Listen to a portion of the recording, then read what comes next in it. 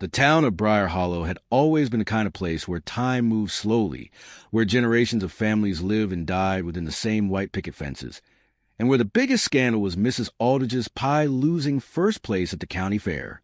But that all changed the day Evelyn Langley arrived. She came on a late autumn evening, stepping off the bus with nothing but a small suitcase and a gaze that seemed older than the town itself. Her beauty was undeniable. Flawless porcelain skin, raven black hair that cascaded like silk, and eyes that shimmered like the last embers of a dying fire. But it wasn't just her looks that unsettled the townsfolk. It was something else, something unspoken, something that made even the wind hesitate when it passed her. The men found themselves drawn to her like moths to a flame, unable to look away, while the women whispered behind closed doors, their voices laced with suspicion. There was an unnatural stillness to her, as if she moved through the world without truly being a part of it.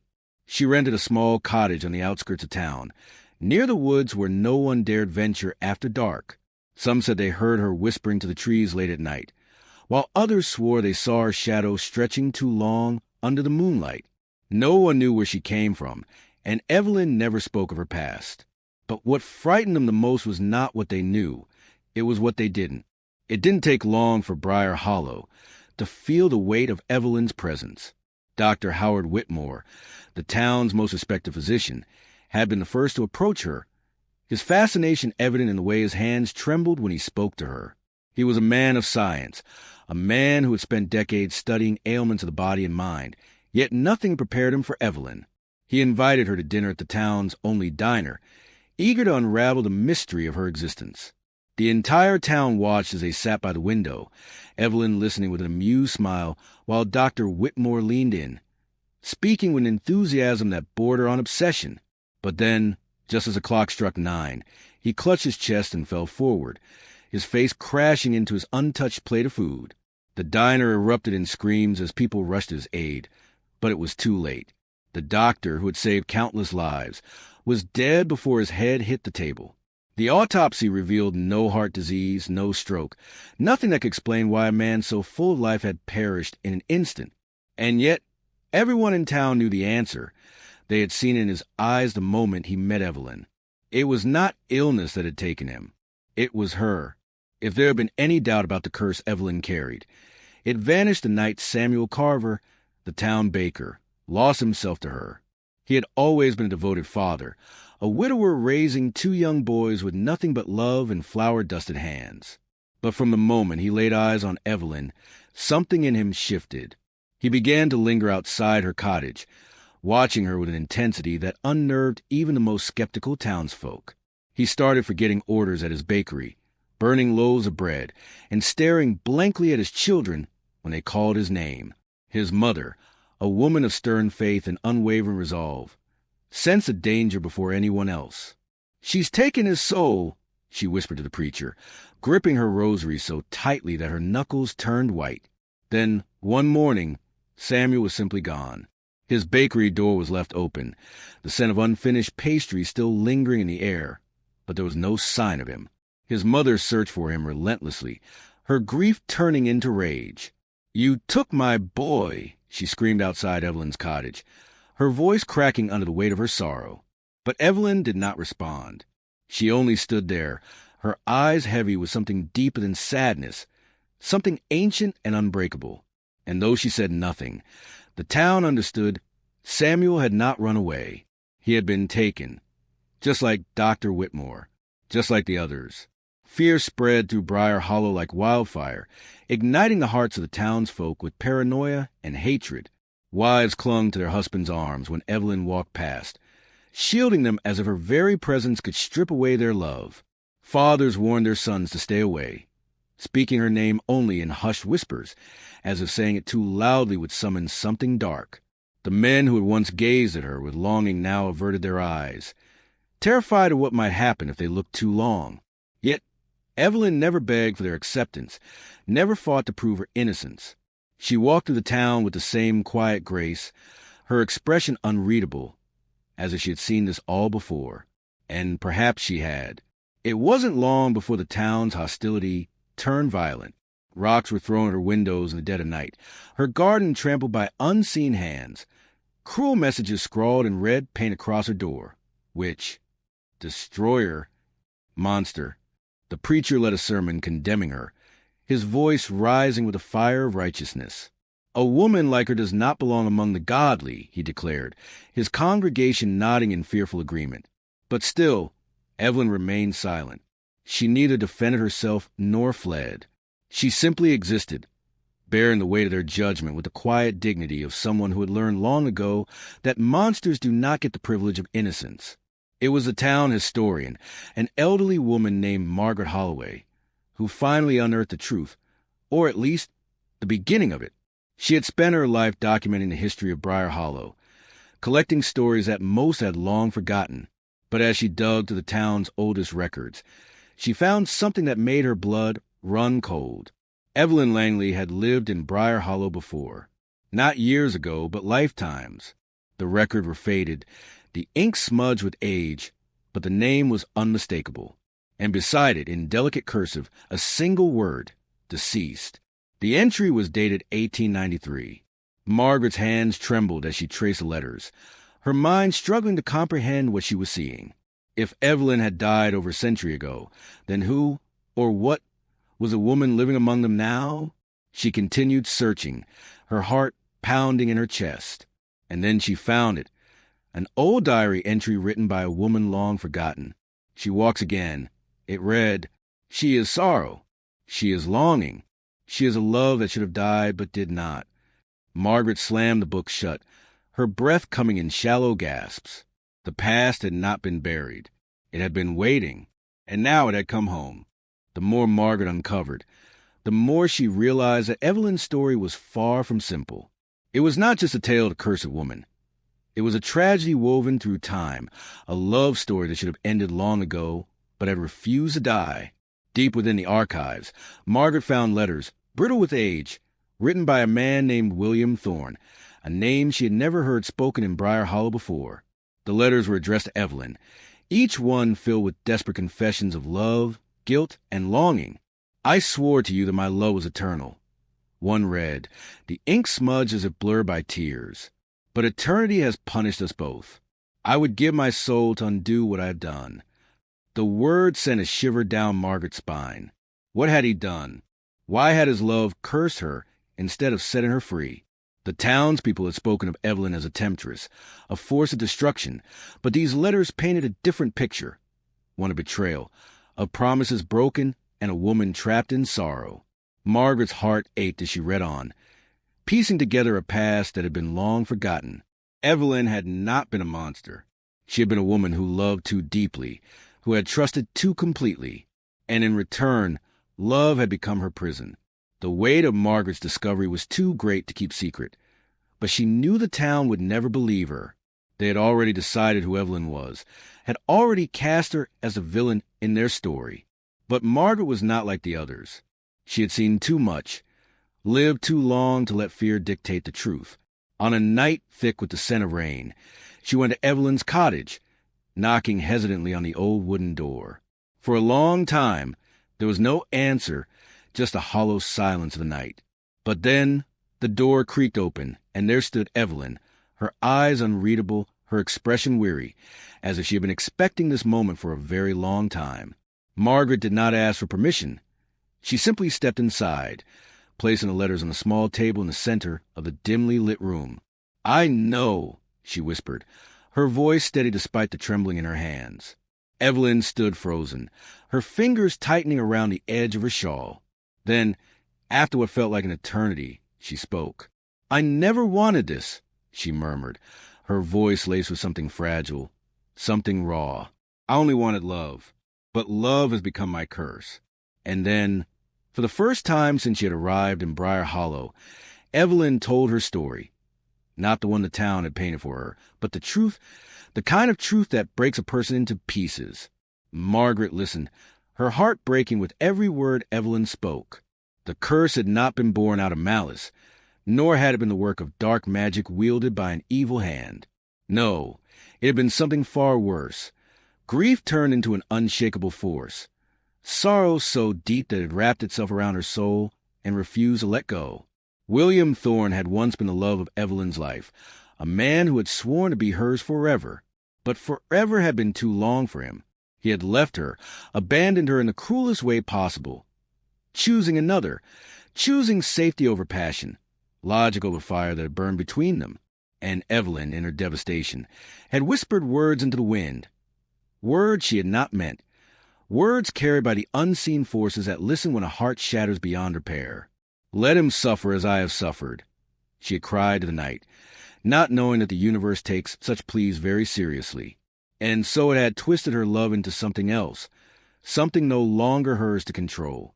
Every man who loved her would pay the price of one who had broken her, their hearts taken, their souls claimed. And Evelyn, no matter how she tried to resist, was bound to it. She had spent lifetimes running, lifetimes hoping that one day the curse would release her, but it never did. Margaret reached across the table, taking Evelyn's hand in hers, the first person to touch her without fear in decades. "There has to be a way to break it," she whispered. "There's always a way." And that was when she remembered the old book, the one tucked away in the town's archives, filled with forgotten magic and lost remedies. If Evelyn was doomed by love, then perhaps, just perhaps, love could be the key to setting her free. Hope was a dangerous thing. But for the first time in over a century, Evelyn allowed herself to feel it. Margaret worked tirelessly, scouring through ancient texts and speaking in hushed tones with those who still believed in things beyond the realm of logic. And then, just as the first whispers of winter crept into the town, he arrived. A stranger, someone new, someone untouched by the fears and prejudices of Briar Hollow.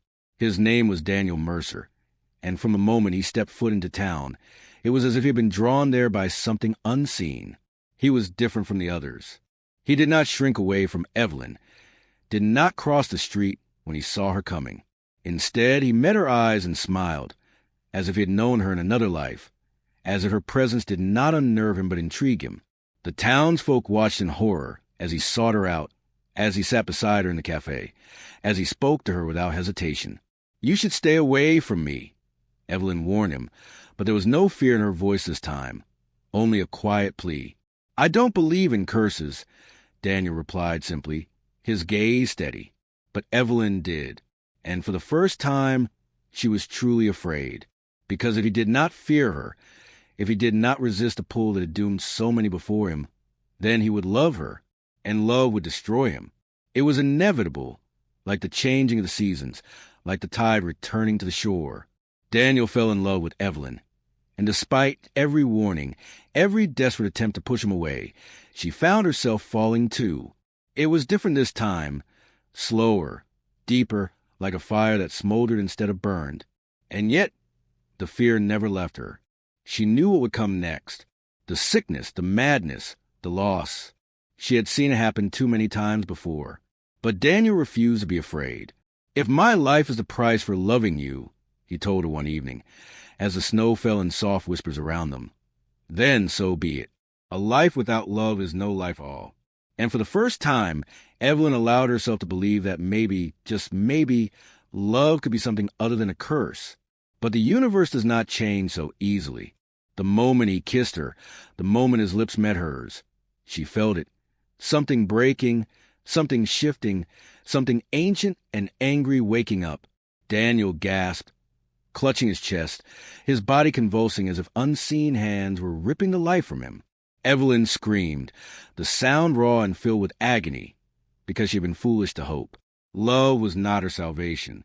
Love was her punishment. And now, the only man who had ever truly seen her was paying the price. Evelyn fell to her knees beside Daniel, her hands trembling as she reached for him. But the moment her fingers touched his skin, she felt it. The pull, the insatiable force that had taken every man before him. His pulse was weakening, his breath shallow, and yet, as his eyes met hers, there was no fear, no regret. Only love. "You have to let me go," he whispered, his voice barely more than a breath. But Evelyn refused. She had spent lifetimes watching men who loved her perish, had swallowed the grief of 1,000 years, had buried love beneath guilt and silence. But not this time. Not with him. Desperation clawed at her chest as she looked around wildly, as if the answer could be found in the cold, indifferent world around them. And then, like a whisper from the past, Margaret's words surfaced in her mind. Love cursed you, but perhaps love can set you free. The curse had never been about punishment. It had never been about vengeance. It had been about sorrow, about loss left unhealed, about a heart too broken to ever mend. But maybe, just maybe, if she could prove that love could exist without pain, without destruction, the curse would finally end.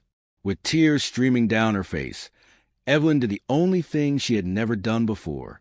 She let go. She released the hold she had unknowingly placed on Daniel's soul, unspooling the invisible threads that bound him to her. Live, she whispered against his lips. Live, even if I cannot. And as she spoke those words, something shattered inside her, a weight lifting, a presence unraveling. The curse had been broken, but at a cost she had not foreseen. The moment she released him, she felt herself begin to fade. The air around Evelyn trembled, as if the very fabric of reality was being rewritten. Daniel gasped, his body convulsing as the darkness that had wrapped itself around him released its grip. But when he looked at Evelyn, his heart clenched with terror. She was changing. The ethereal glow that always surrounded her was flickering like a dying flame, her body growing translucent, as if she were being erased from existence. No! He choked, reaching for her, but his hands passed through hers like mist. She smiled softly, and in that moment he saw it, the peace she had never been allowed, the freedom she had longed for. I was never meant to stay, she whispered, her voice filled with a strange kind of relief. The curse was the only thing keeping me here. Now that it's gone, so am I. Daniel shook his head, his hands fisting in helpless rage. There has to be another way. But deep down, he knew there wasn't. Evelyn had been trapped between life and death, held together only by sorrow. And now that the sorrow had been lifted, the weight of time was finally catching up to her. You gave me what no one else ever could, she murmured, reaching out to touch his face one last time, though he barely felt it. A love that did not seek to own, did not seek to take. A love that only wished to be. As she faded, the world around them seemed to hold its breath. Then, like the final note of a song that had played for far too long, she was gone. No scream, no pain, just silence. A silence so vast and consuming that it felt as though the very earth mourned her passing. Daniel felt his knees, the cold seeping into his bones, and for the first time in his life, he understood what it truly meant to grieve. Briar Hollow awoke that morning to an emptiness they could not name, a missing presence they could not explain. The whispers about Evelyn ceased, not out of fear, but out of something much deeper, remorse. The town had painted her as a monster, had blamed her for things she had never chosen, never wished for. And now that she was gone, the weight of their own guilt sat heavy upon their shoulders. Margaret stood at the edge of the woods where Evelyn's cottage had once been, but there was nothing left. The house had vanished along with her, as if it had never existed. Only the bare earth remained, untouched by time, as if the world itself had erased the memory of her suffering. The preacher who had once condemned her fell silent during Sunday service, unable to find the words to justify his hatred. The men who had feared her found themselves longing for the presence they had once shunned. And the women who had whispered behind closed doors now wept behind them, realizing too late that they had misjudged a woman who had only ever wanted to be left in peace. Daniel did not speak to anyone for weeks. He wandered the streets aimlessly, searching for something he knew he would never find. And yet, he never left. He stayed in Briar Hollow, tending to the empty space where Evelyn's house had once stood, as if keeping watch over a place where love had both lived and died. He did not know why. Perhaps because he could still feel her there, a lingering warmth in the cold wind. Or perhaps because some part of him refused to accept that she was truly gone. Time passed, as it always does, and the story of Evelyn Langley became something else. It was no longer a cautionary tale of a cursed woman, nor a ghost story told to frighten children. Instead, it became a lesson, a reminder that love should never be feared, and judgment without understanding is the cruelest sin of all. The town changed in ways no one had expected.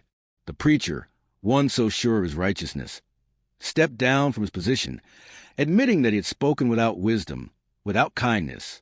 Margaret became a quiet legend herself, the woman who had uncovered the truth, who had stood beside Evelyn when no one else would. And Daniel carried the weight of her memory in ways he could never quite put into words. He built a garden where her home had once been, filling it with white roses, the same flowers Evelyn had once placed outside her window. And every year, on the anniversary of her passing, the people of Briar Hollow gathered there, lighting candles and whispering her name, not in fear, but in reverence. They had tried to erase her in life, but in death, she had become something eternal. A lesson, a legend, a love that had never truly left. And somewhere in the rustling of the trees and the softness of the evening breeze, there were those who swore they could still hear her sigh. Years turned into decades, and still the story of Evelyn Langley endured. Travelers who passed through Briar Hollow often spoke of the strange peace that settled over them, of the inexplicable warmth that lingered in the town's quietest corners. Some claimed they saw her in their dreams, a woman with dark hair and sorrowful eyes, whispering secrets too soft to be understood. Others, those with hearts weighed down by grief, swore that standing in her garden brought them comfort, as if some unseen force was lifting their burdens, just as she had once carried her own. Daniel never left Briar Hollow. He grew old tending the garden, his hands weathered by time, but his heart forever tethered to the woman he had loved.